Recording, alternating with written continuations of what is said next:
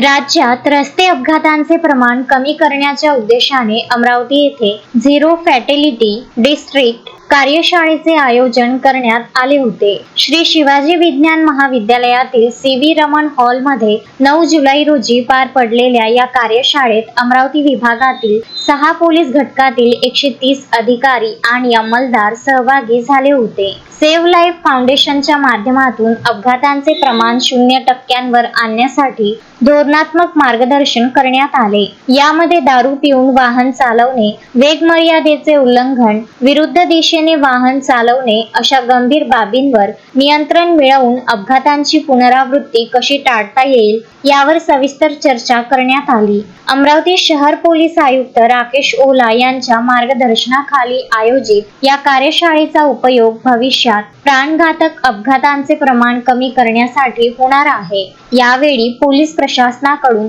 नागरिकांना वाहतूक नियमांचे काटेकोर पालन करण्याचे आवाहन करण्यात आले आहे. शोएब खान, विदर्भ न्यूज, अमरावती.